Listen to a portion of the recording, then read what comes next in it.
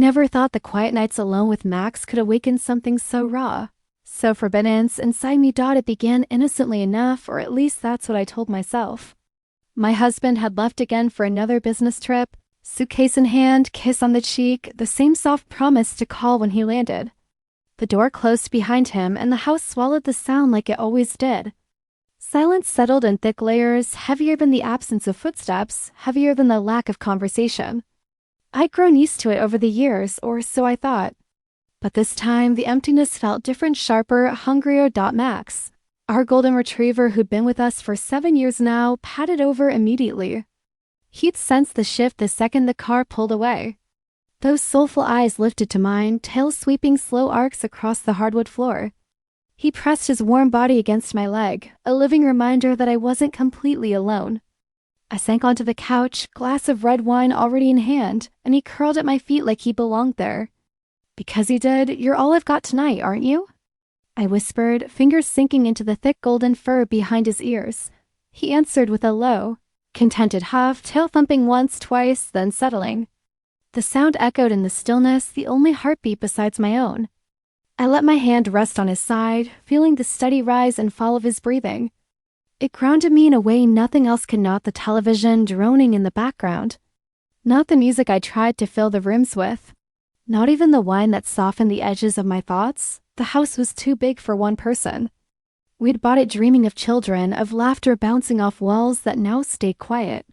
Somewhere along the way, those dreams had faded into routine, his long hours, the frequent trips, the polite distance that had grown between us without either of us naming it.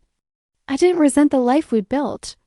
It was comfortable, safe, but safety, I was beginning to realize, could feel a lot like loneliness when you're the only one breathing in the room. Max shifted closer, resting his head on my thigh. I stroked the velvet of his ears, tracing the soft curve where they met his skull. You always know, don't you? I murmured. When I need you the most. His tail gave another lazy wag. Those eyes, deep, amber, impossibly understanding, held mine without blinking. In moments like this, it felt ridiculous to think a dog could comprehend the ache inside me. And yet, he did. Or at least it seemed that way. No judgment, no expectations, just pure, unwavering presence. The wine worked deeper into my veins.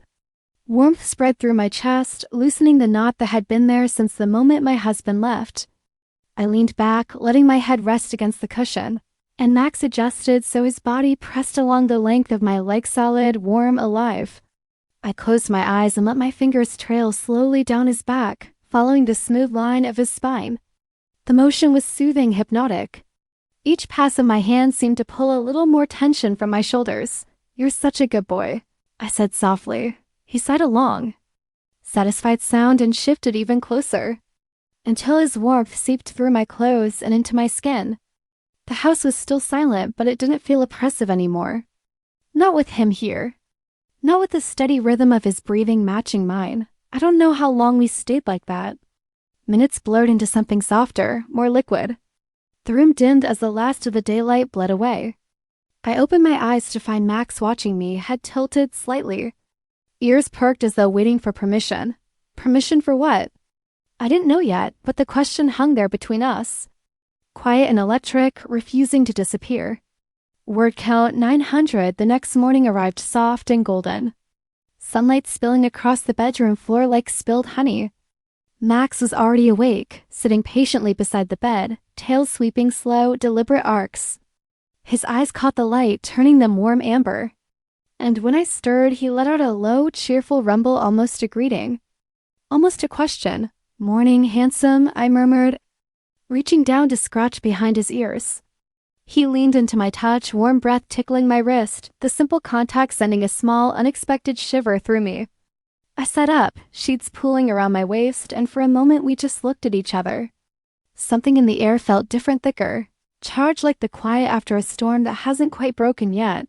I swung my legs over the side of the bed. Max darted ahead, pausing at the doorway to glance back, urging me forward with those patient, knowing eyes. Our morning routine unfolded without words. Coffee brewing, toast popping, Max crunching kibble in the corner. But every time I moved, he followed close, attentive, never more than a few feet away. It wasn't new, this closeness. What felt new was how aware I was of it. Of him. After breakfast, I grabbed his leash. The moment the metal clip snapped against his collar, his whole body vibrated with excitement. We stepped outside into crisp air, the neighborhood still half asleep. Max trotted beside me, leash loose, steps perfectly matched to mine. We didn't need to speak. Our rhythm was instinct now. I let him off leash in the empty park. He bounded ahead, golden fur flashing in the sun, ears flapping, pure joy in every leap. Watching him run free, alive, unburdened pulled a smile from me I hadn't felt in days. I sank onto a bench, letting the warmth sink into my skin while he chased shadows and squirrels with playful, hopeless determination. "You're ridiculous, you know that?" I called, laughing as he skidded to a stop and looked back at me, tongue lolling, tail a blur. He trotted over and flopped at my feet, panting, satisfied. I leaned down, rubbing his ears, feeling the heat of him against my palms. "I don't know, Max," I said quietly, the words slipping out before I could stop them. "Sometimes I wonder what life would be like if things were different. If the days didn't all blur together like this." He tilted his head, ears perked, as though truly listening. I sighed, running fingers through the thick ruff around his neck. "Your dad's a good man. He works hard. But he's always gone. And when he's here, it's like we're just going through the motions. You get that, don't you?" Max rested his head on my knee, eyes locked on mine. A soft whine escaped him, gentle, almost consoling. Guilt flickered through me. "I'm sorry. You shouldn't have to listen to me ramble about all this." But he didn't move. He stayed right there, solid and warm, letting me spill the thoughts I kept locked away for too long. The morning stretched. We wandered home slowly, Max matching my pace again, content just to be near. Back inside, I moved through chores, laundry, dishes, dusting while he followed from room to room, settling in whatever corner gave him the best view of me. His presence was constant, quiet, reassuring. Like breathing. By afternoon, the house felt less hollow. I curled up on the couch with a book I wasn't really reading. Max jumped up beside me, heavy paws on the cushion, then settled with his head in my lap. My fingers found their way into his fur without thinking, stroking long, slow paths down his back. Each pass seemed to loosen something inside me, something that had been wound tight for months, maybe years. "You're a lifesaver," I whispered. "I don't know what I'd do without you." He sighed, a deep, contented sound, and shifted closer until his warmth pressed against my entire side. The room was quiet except for our breathing, mine soft and uneven, his steady and deep. I closed my eyes, letting the sensation wash over me, the rise and fall of his ribs, the silk of his coat under my palm, the living heat of him against me. For the first time in a long while, the loneliness didn't feel quite so sharp, but beneath that comfort, something else was stirring, something warmer, darker, more dangerous. I opened my eyes and found him watching me again, gaze steady, unflinching, and in that look, I saw a question I wasn't sure I was ready to answer. The days began to melt together, each one carrying the same quiet rhythm, yet beneath it all something was changing slowly. Inevitably, like the tide creeping higher each night. My husband's return kept getting pushed back. Another extension. Another week. I told myself it didn't matter, that I was fine, that I'd adapted long ago. But the truth was sharper now. I wasn't just waiting anymore. I was leaning into the space he left behind. And Max was right there, filling it. Late afternoon light poured through the kitchen window, painting the counters gold.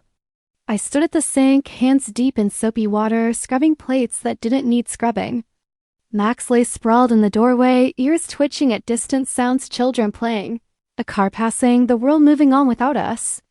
I glanced over my shoulder and caught him watching me. Always watching. Those eyes held a steadiness that made my pulse stutter. "Ready to get out of here?" I asked softly. He was on his feet in an instant, tail whipping the air. I grabbed the leash and we headed to the car. No destination, no plan, just motion. Max claimed the passenger seat, head out the open window, fur rippling in the wind. His joy was contagious. I felt the corners of my mouth lift despite the heaviness still sitting in my chest. We ended up at the nature reserve on the edge of town. The trails were empty, leaves crunching softly underfoot. I unclipped his leash and he bounded ahead, golden body flashing between trees, pausing every few yards to look back, making sure I was still. There, I followed at my own pace, breathing in the sharp, clean scent of pine and earth. Each step seemed to loosen the knot inside me. I found a fallen log in a quiet clearing and sat. Max circled back, flopping down at my feet with a satisfied huff. I reached down, scratching behind his ears, feeling the warmth of his skin beneath the fur. "You're my rock, you know that?" I said, voice barely above a whisper. He lifted his head, nuzzling my hand. The contact lingered, his nose pressing gently against my palm, warm breath fanning over my wrist. I didn't pull away. The sun dipped lower, casting long shadows across the grass. I stayed there, letting time slow. Thoughts drifted to my husband, to the life we built. I still loved him, I thought. Or at least the version of love we used to have. But lately it felt more like memory than feeling faded ink on an old page. And in the silence he left behind, Max had become the one who stayed. The one who saw me. Really saw me. Max shifted closer, resting his head on my thigh. My fingers trailed along the curve of his neck, slow and deliberate. The motion felt intimate now, different from before. Each stroke carried a quiet electricity, a current that hummed beneath my skin. I closed my eyes, letting myself feel it fully, the warmth of him. The steady rhythm of his breathing, the living weight of his body against mine. When I opened my eyes again, he was looking up at me. Not just watching. Waiting. The air between us thickened. My heart beat harder, louder in my ears.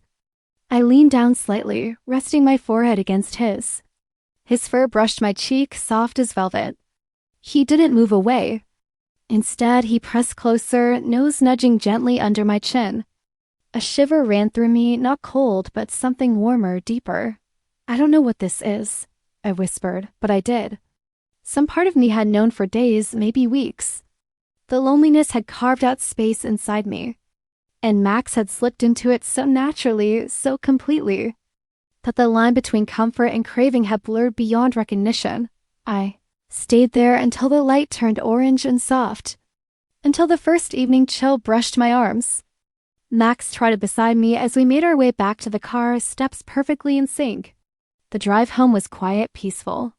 I rested my hand on his back the whole way, feeling the rise and fall of his ribs beneath my palm. When we stepped inside, the house didn't feel empty anymore. It felt full. In a way it hadn't in years. That night I didn't turn on many lights. Moonlight spilled through the windows, silver and cool. I sank onto the couch. Max settled beside me immediately, head in my lap, body pressed along my side. My hand found its way to his fur again, long, slow strokes that seemed to echo through both of us. The silence wrapped around us like a blanket. Warm, heavy, intimate. I looked down at him. He lifted his gaze to meet mine. And in that moment, the last thin thread of hesitation snapped. Word count 900. The darkness that night felt thicker than usual. Almost alive, pressing against the windows like it wanted in. Moonlight barely filtered through, turning the living room into shades of silver and shadow. I didn't bother with lamps. I simply sank onto the couch, letting the quiet wrap around me. Max followed without hesitation, jumping up beside me, his heavy warmth settling immediately against my hip. His head found its place in my lap, as though it had always belonged there. My fingers moved on instinct, now slow, deliberate trails through his thick golden coat. Each stroke felt heavier, more intentional. The house was silent except for our breathing, mine uneven, his deep and steady. I could feel my pulse in my fingertips where they touched him. "You're all I have right now," I whispered into the dark. He huffed softly in response, tail giving one slow thump against the cushion.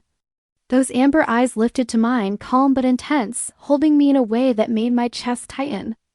I leaned forward slightly, resting my forehead against his again. His fur brushed my skin like silk. He didn't pull away. Instead, he pressed closer, nose nudging gently beneath my chin. The moment stretched long, liquid, electric. My hand slid from his neck down the warm length of his side, feeling the play of muscle beneath fur, the living heat of him. Something inside me gave way, soft and final. Like a door left unlatched too long. I don't know who moved first. Maybe it was me, leaning in. Maybe it was him. Lifting his head just enough. Our mouths met, soft, tentative, then deeper. The contact sent a shock through me, warm and startling, like touching fire after months of cold. His tongue brushed mine, warm and careful, and I let out a small, broken sound I didn't recognize as my own. The kiss lingered, slow and searching. My hands framed his face, fingers buried in the soft fur around his ears. He responded with gentle pressure, tail moving in quick, excited sweeps. The air between us hummed. Every touch felt amplified, the velvet of his muzzle, the heat of his breath against my lips. The steady thrum of his heartbeat I could almost feel against my chest. I slid to my knees on the floor. Turning slowly, Max understood. He rose behind me. Paws finding purchase on either side, body covering mine in a warm, living weight. The sensation was overwhelming as fur against my skin, the solid press of him, the rhythm that built between us like a tide. It wasn't rushed. It was deliberate, tender, almost reverent. Every movement carried the weight of all the quiet nights, all the loneliness he'd eased. All the unspoken need that had grown in the spaces between words. Time dissolved. There was only heat, only closeness, only the perfect. Wordless understanding between us. When it ended after what felt like forever. And no time at all, I collapsed back against the cushions, breathless, skin flushed, heart racing. Max settled beside me immediately, head resting on my thigh, eyes half-lidded and calm. His tail gave one last lazy wag. I stared at the ceiling, chest rising and falling. "What are we doing, Max?" I whispered. He didn't answer, of course. He simply stayed warm, solid, present, and in that stillness, the confusion didn't feel quite so sharp. It felt right. At least for now, the rest of the evening passed in a soft haze. I moved through the house on quiet feet, Max following as always. We ended up back on the couch, tangled together under a blanket, his head on my chest, my fingers tracing idle patterns through his fur. The loneliness that had haunted these walls for so long was gone, replaced by something warmer, deeper, more dangerous. I didn't sleep much that night. Instead, I lay there, listening to his breathing, feeling the steady rise and fall of his ribs against me, replaying every moment in my mind. Guilt flickered at the edges, yes. Questions too, what this meant, what came next, whether this was something beautiful or something broken. But beneath it all was a strange, quiet certainty. Max had always been my anchor. Now he was something more. When morning light finally crept through the curtains, I woke with him still curled against me. He lifted his head, eyes bright and clear, and licked my cheek, once gentle, affectionate, as though nothing had changed, but everything had. I looked at him, really looked, and whispered into the quiet, "Thank you for everything." And as I lay there, heart full and mind spinning, one thought rose clearer than the rest. Whatever this was, whatever it became, Max would be right here. Loyal, unwavering, mine. What do you think about all this? Is it strange? Or is it just human? Tell me in the comments. I'd really like to know.